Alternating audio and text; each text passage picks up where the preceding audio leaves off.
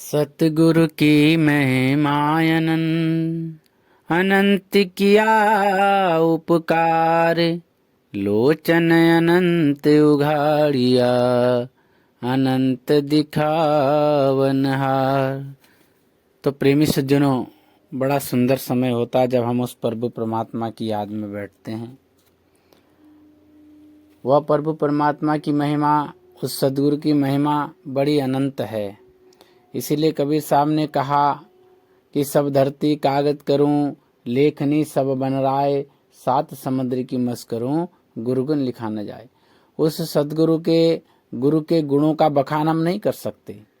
कहते हैं अगर पूरी धरती को कागज भी बना लिया जाए और सारे जंगलों को काट करके कलम बना ली जाए और सारे समुद्र के पानी को स्याही बना ली जाए, तब भी उस परमात्मा के गुणों का बखान नहीं किया जा सकता। उस गुरु के गुणों का बखान नहीं किया जा सकता। सद्गुरु की महिमा अनंत। क्यों? क्योंकि उनकी महिमा अनंत है। अनंत तेरी अनादि माया जगत को लीला दिखा रही है। तो उसकी जो माया है, उसकी जो रचना है, वो अनंत है, वो अनंत है। इसलिए प्रेमी सज्जनों, हमें समझना पड़ेगा, क्या वो परमात्मा अनंत परमात्मा जिसका कोई अंत नहीं, इन पांच तत्व में नहीं आता, इस प्रकृति में नहीं आता, लेकिन है उसी की माया, उसी की छाया। तो हम उसे कैसे प्राप्त करेंगे, कैसे जानेंगे वो कौन सा तत्व है, वो सार भेद क्या है, जिसको जान करके कुछ जानना शेष नहीं रह जाता। लेकिन आज हम समझने की कोशिश नहीं कर रहे हैं उस अनंत परमात्मा को, जिसका कोई अंत है नहीं, जिसको हम इस सृष्टि में खोज रहे हैं। पर्वत, पहाड़, काशी, मथुरा, हरिद्वार यहां ढूंढ रहे हैं। वो परमात्मा यहां नहीं। वो परमात्मा कहाँ है, उसे क्या कहते हैं, कैसे जानेंगे, उसकी जानने की विधि क्या है, ये हमको समझना पड़ेगा। और हम इसको कैसे समझेंगे? किसी सद्गुरु के पास जाकर के, किसी संत के पास जाकर के। हमारे दादा गुरु ख्याली शरण महाराज जी ने एक शब्द लिखा है, का कहा के समझाई, न कहने लिखने में आई। खबर हम संतन से पाई, न जिनके मात पिता भाई। न बालक बिरध तरुण ताई, हमेशा रहे एक साई। भेद सारा कहे समझाई, परवाना सार शब्द लाई। कि वह जो सार शब्द है, वह जो परमात्मा है, कह रहे हैं का कह के समझाई। उसे क्या कह करके समझाएं, उसको किस प्रकार से बताया जाए, क्या कह करके बताया जाए। क्यों?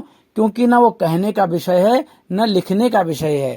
का कहा के समझाई, न कहने लिखने में आई। खबर हम संतन से पाई। अगर उसके बारे में जानना है तो कैसे जानना होगा? संतों के द्वारा, जिनके न मात पिता भाई। उस परम पिता परमात्मा के न माता है न पिता है, उसका कोई नहीं संसार में, वह स्वयं है। उसे न पैदा किया जा सकता है और न उसे मारा जा सकता है। उसी की अंश ही आत्मा है, इसे न पैदा किया जा सकता है न मारा जा सकता है। तो वो कौन है, वो कैसे प्राप्त किया जाएगा, ये बड़े समझने की विषय बात है। तब दादा गुरुजी महाराज बता रहे हैं कि खबर हम संतन से पाई। अगर इसके बारे में आपको जानना है तो हमें संतों के पास जाना पड़ेगा। न बालक वृद्ध तरनताई, हमेशा रहे एक साई। भेद सारा कहे समझाई, परवाना सार शब्द लाई। वह न वृद्ध है, न बालक है, न जवान है। और कैसा है? वो हमेशा एक रस रहता है। कैसा रहता है? हमेशा रहे एक साई। वो हमेशा एक सा रहता है, न घटता है, न बढ़ता है, न कम है, न ज्यादा है। तो वो एक सा रहता है। भेद सारा कहे समझाए। तो संत इसका भेद समझा करके कहते हैं। और क्या बता रहे हैं? परवाना सार शब्द लाई। तो ये जो सार शब्द है, ये जो भेद है, इसको समझना पड़ेगा। आगे कहते हैं, अलख नहीं लखन में आई, अगम नहीं जिनके भाई। नहीं आता नहीं कहीं जाता, वह अविचल अचल कहलाई। नाम रूप से रहित है, कहते हैं निर्वाण। अनामी ना नहीं पाई, नपुंसक नहीं नार न रहे। चारखानी में नहीं घर है, न जन्मे देह नहीं धरता। अमर वह कभी नहीं मरता। नहीं तत् 5 में आया, नहीं गुण तीनों उलझाया, रहित 10 इंद्री से भाई, विषय पंचक में नहीं आई, खबर हम संतन से पाई, जिनके न माता पिता भाई।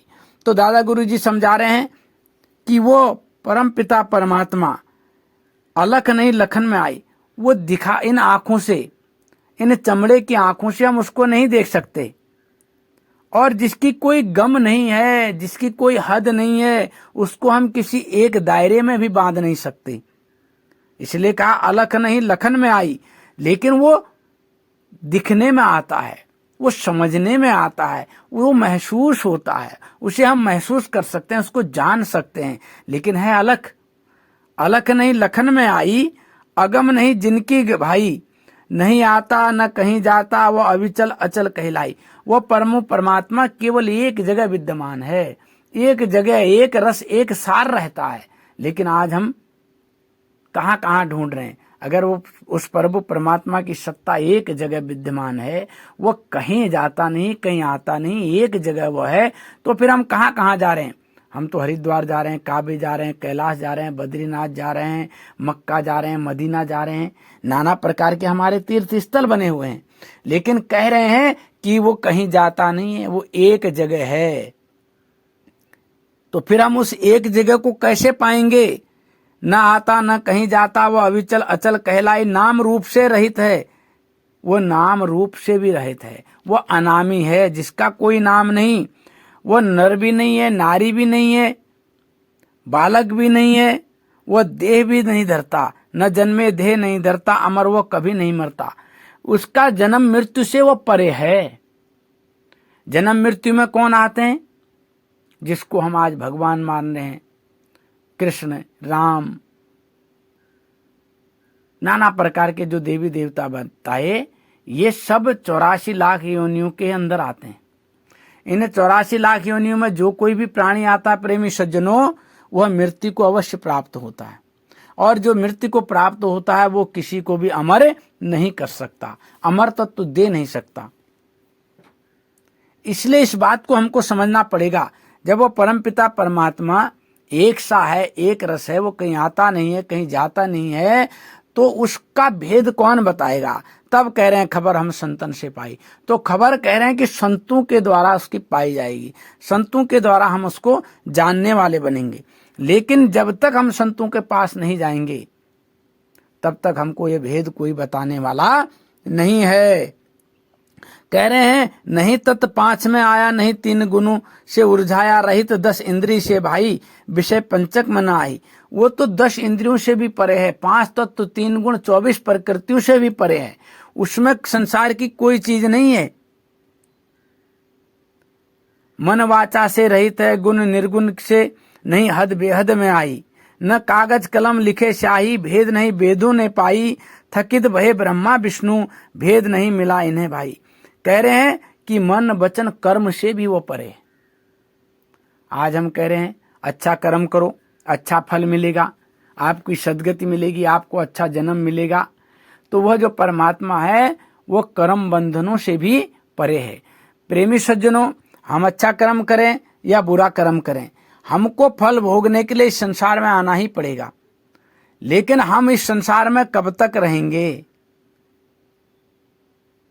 जब तक हमारी ये सांसें हैं, और ये सांसें भी हमको बिल्कुल के गिन गिन करके दी गई हैं। कहा सांस गिन गिन के तुझको मिले हैं, ये लुटाने के काबिल नहीं है, ये लुटाने के काबिल नहीं है, ये सांसें भी तुमको गिन गिन करके दी गई हैं। और क्यों दी गई हैं, तुम्हारे अच्छे और बुरे कर्मों का फल का भुगतान करने के लिए। हम अच्छे कर्म करें तब भी हमको इस धराधाम पर आना पड़ेगा, और बुरे कर्म करें तब भी हमको इस मृत्यु लोक में आना ही पड़ेगा। इसलिए कहा कि वह जो परमात्मा कर्म बंधन से भी परे है, कर्मों से भी परे है, वो निष्कर्म है। इसलिए श्री कृष्ण भगवान कहते हैं अर्जुन को कि हे अर्जुन, तू कर्म कर और निष्काम भक्ति कर, अपनी निष्काम भक्ति कर। कहा भक्ति कर निष्काम सेवा, सतगुरु की याद कर, भक्ति कर निष्काम सेवा, सतगुरु की याद कर दर्शन भी देंगे जरूर, लगने लग जाने के बाद कुछ नहीं बिगड़ेगा तेरा, सतगुरु शरण जाने के बाद कुछ नहीं बिगड़ेगा तेरा, सतगुरु शरण जाने के बाद रंग बहलाएगी भक्ति चरणों में झुक जाने के बाद। काली निशा को देख करके ए भंवर मत हो उदास, काली निशा को देख करके ए भंवर मत हो उदास, बंद कलियां भी खिलेंगी रात ढल जाने के बाद, बंद कलियां भी खिलेंगी रात ढल जाने के बाद। फूल से पूछो कि तुम पर आई है कैसे बहार, फूल से पूछो कि तुम पर आई है कैसे बहार, कब तलक कांटों पर सोएं डाली पर आने के बाद, कब तलक कांटों पर सोएं डाली पर आने के बाद कुछ नहीं बिगड़ेगा तेरा, सद्गुरु शरण जाने के बाद।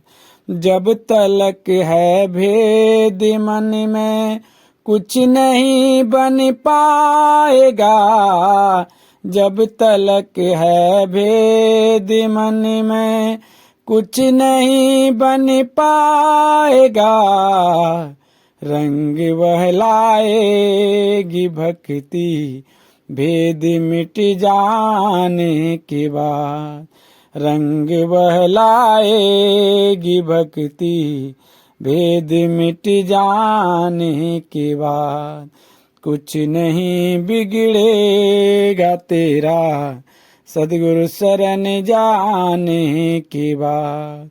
भक्ति कर निष्काम सेवा सतगुरु की याद कर, भक्ति कर निष्काम सेवा सतगुरु की याद कर, दर्शन भी देंगे जरूर लगने लग जाने के बाद, दर्शन भी देंगे जरूर लगने लग जाने के बाद कुछ नहीं बिगड़ेगा तेरा, सतगुरु शरण जाने के बाद।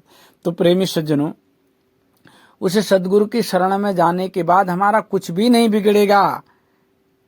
क्यों? क्योंकि वो जो परमात्मा है वो इतना दयालु है, इतना दयालु है, उसने दया करके ही तो हमको मनुष्य का जन्म दिया कि हे मानव, अब तुमने 84 लाख योनियों में से सबसे उत्तम योनि मनुष्य का जन्म तुमको दे दिया। ये दया की दया महर है उस मालिक की, हमको मनुष्य का जन्म मिला और इस जन्म को पा करके भी हमने उस परमात्मा की खोज नहीं की, तो माफ करना, फिर हमारा ये जीवन व्यर्थ है। इसके बाद न जाने हम कहाँ जाएंगे, कौन सा जन्म हमें मिलेगा, और इस 84 के चक्कर से हम मुक्त नहीं हो पाएंगे। इसलिए कह रहे हैं कि भक्ति करो, निष्काम भक्ति करो। और जब तक हम निष्काम भक्ति नहीं करेंगे प्रेमी सज्जनों, और काम रहित भक्ति करेंगे, इच्छा रहित भक्ति करेंगे, तो हमको इस संसार में आना पड़ेगा, जन्मना पड़ेगा, इन 84 के चक्कर में हमको घूमना पड़ेगा। इसलिए दादा गुरुजी समझा रहे हैं कि यहाँ कुछ नहीं, उस परमपिता परमात्मा को पाने के लिए तुम्हें कहीं नहीं जाना है, क्योंकि वो अविचल है, वो कहीं जाता नहीं, वो कहीं आता नहीं, वो एक जगह स्थिर है। तो इसलिए हमको क्या करना है, उस प्रभु परमात्मा की भक्ति करनी है, और मन वचन कर्म से वह परे है। कर्म कैसा करना है? निष्काम कर्म करना है। इसलिए कह रहे हैं कि मन वाचा से रहित है, गुण निर्गुण से रहित है, वो निर्गुण से भी रहित है और मन कर्म वचन से भी रहित है, तो वो ऐसा है। कह रहे न कागज कलम लिखे स्याही, भेद नहीं वेदों ने पाई, थकित भये ब्रह्मा विष्णु भाई, वेद नहीं मिला इन्हें, भेद नहीं मिला इन्हें भाई, नव शिव शक्ति ने मरम पाई, थके वह शेष कुर्म गाई, धरे अवतार 10 भाई, उसी का भेद नहीं पाई, आप सभी कहे नाम पुकार पुकार, जुगन चारों से चली आई। चारों युगों में यह रीति चली आई है उसका नाम लेने की, लेकिन हम उसका नाम कैसे ले रहे हैं? कहा ब्रह्मा विष्णु महेश भी थक गए उस परमात्मा की भक्ति करने के लिए, उसको प्राप्त करने के लिए, लेकिन फिर भी उन्होंने भेद नहीं पाया।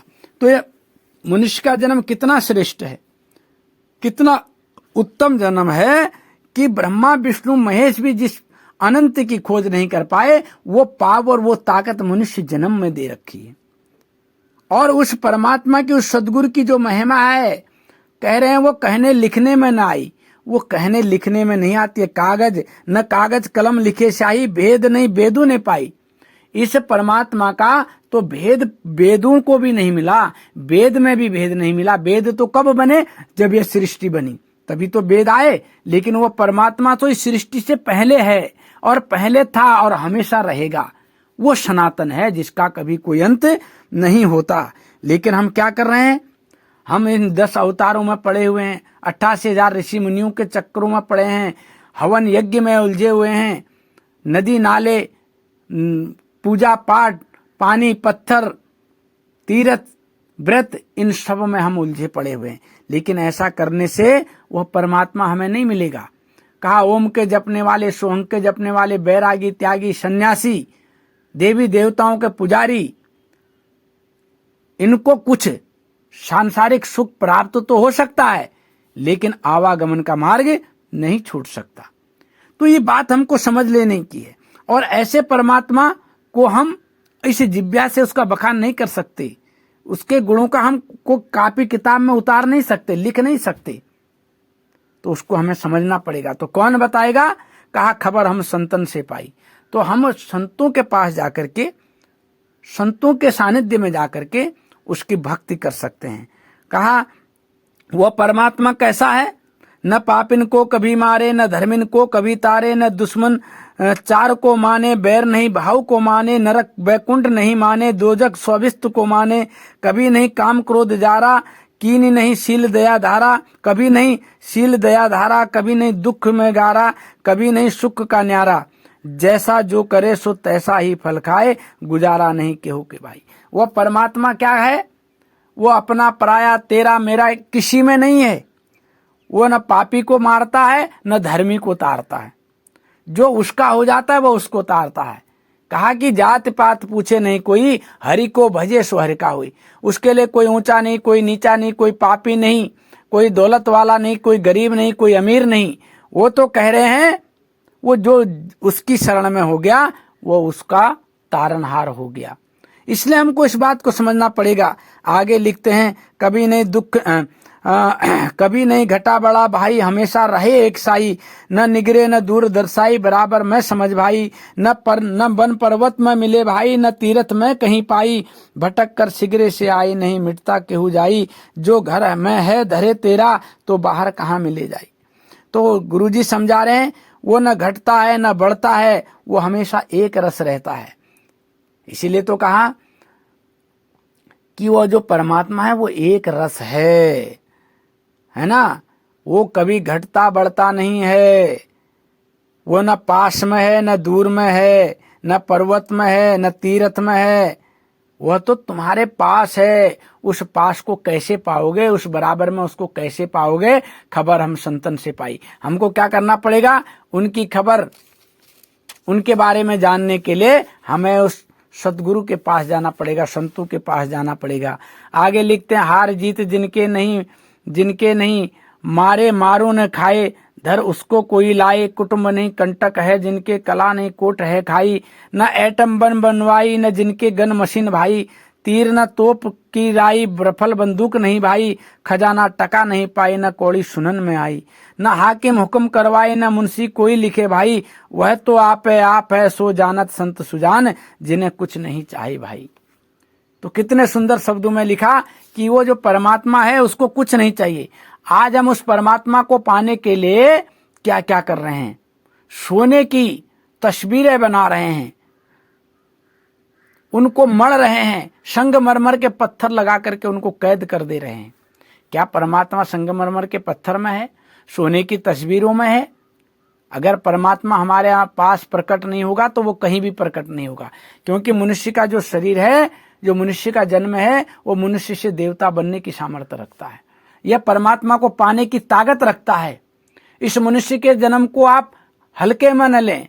यह मनुष्य का जन्म तो देव दुर्लभ कहा, देवताओं को भी मिलना बड़ा कठिन है, और आज हमको मिला है तो हम इसकी कदर ही नहीं जान रहे, इसको समझ ही नहीं रहे।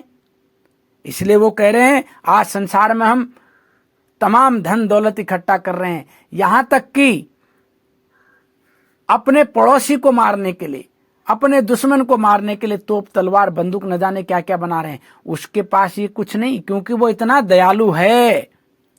न एटम बम बनवाई, न जिनके गन मशीन भाई, तीर न तोप भाई, रफल बंदूक नहीं भाई, खजाना टका न पाई, न कौड़ी सुनन में आई। न हाकिम हुक्म करवाई, न मुंशी कोई लिखे भाई, वह तो आप है सो जानत संत सुजान, जिन्हें कुछ नहीं चाहिए भाई। वो तो अपने आप है, वो सब कुछ अपने आप है। इसका भेद कौन बताएंगे? इसका भेद संत सदगुरु बताएंगे। हमको संतों की शरण में जाना पड़ेगा। जब तक हम संतों की शरण में नहीं जाएंगे, माफ करना प्रेमी सज्जनों, तब तक हम उस परमात्मा का पौ भी नहीं जान पाएंगे। इसलिए हमको क्या करना है? सदगुरु की शरण में जाना है, सद्भक्ति करनी है। जब हम सद्भक्ति करेंगे, उस परमात्मा को जानने वाले बनेंगे, अपने अंदर त्याग विरह वैराग पैदा करेंगे, तो वह परमात्मा फिर दूर नहीं है। लेकिन याद रखिए, इस संसार की किसी भी चीज में वो परमात्मा नहीं है। अगर हम कितना हवन यज्ञ कर लें, कितना दूध की नाली बहा लें, कितना पुण्य दान कर लें, इस आवागमन के चक्र से हम दूर नहीं हो सकते। दूर होने के लिए संसार में अच्छे कर्म करते हुए, अच्छा कार्य करते हुए हमको उस परमात्मा की भक्ति करनी पड़ेगी। जब तक हम ऐसा नहीं करेंगे, माफ करना प्रेमी सज्जनों, हमारा जन्म सफल नहीं होगा। इसलिए हमको क्या करना है? परमात्मा की भक्ति करनी है। जो मिलने को हो राई तो पर्दा तोड़ मिल जाई, जो मिलने को हो राई तो पर्दा तोड़ मिल जाई, जो तन मन से करे यारी, इसी का बोझ है भारी, इसी को डार कर प्यारे, जब भी तुम हो जाओ न्यारे। मकर सम तार दर्शाई, उसी पर उलट कर जाई, मकर के तार को फेरी, चढ़त फिर नहीं लगे देरी। तू ही फिर आप हो ही जाई, तू ही कौन फिर आई, आप कहा मैं चले जाई, सो आप कहा हो जाई। ख्याली शरण तुम क्या ख्याली शरण तुम क्यों न लग पाई। तो ख्याली शरण जी महाराज बता रहे हैं कि अगर तुम्हें मिलने के लिए उस परमात्मा की तड़प है, जो मिलने को हुए राई, अगर तुम उस परमात्मा से मिलने के लिए राजी हो, तो पर्दा तोड़ करके भी मिल जाओगे। पर्दा क्या है?